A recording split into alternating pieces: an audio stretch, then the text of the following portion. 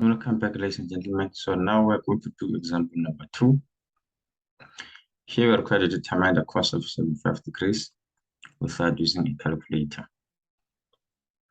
We have the cos of 75 degrees. So whenever we're given this type of problem, the first thing that we need to do, we need to express 75 as the sum of two numbers.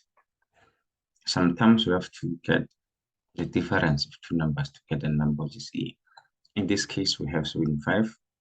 So we need the sum of two numbers, and those numbers must be special angles.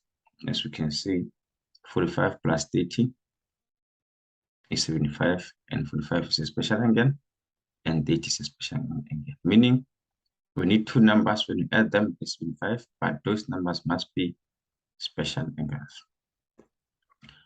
On step number 2, we expand. If this is positive, here we put negative, and then cos does not alternate. That's why we have cos 45, cos 30. Here we have sin 45, we have sin 30.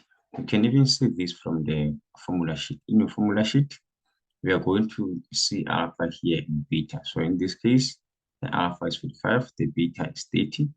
And then on the formula sheet, you will see this formula, and then you substitute alpha by 45, substitute by beta by 30.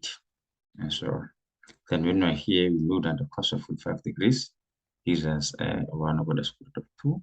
The cos of 30 is the root 3 over 2 minus the sine of 45 degrees is half, and the sine of 30 degrees is half. And so when we proceed, we multiply the denominators, and then we multiply denominators. We multiply numerators together, multiply numerators together. So 1 times square root of 3 is square root of 3. 2 times the square root of 2 is 2 the square root of 2. Here we have 2 times the square root of 2. So the denominator is the same. Then we can subtract the numerators. Then here we have the square root of 3 minus 1 over 2, the square root of 3. So be aware when we have this type of question, we are required to determine. And here we are not required to use the calculator. Just know that the number which is expressed here,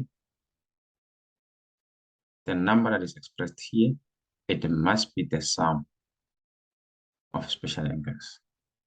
Thank you very much for watching. Let's meet again on the next example, which is example 3.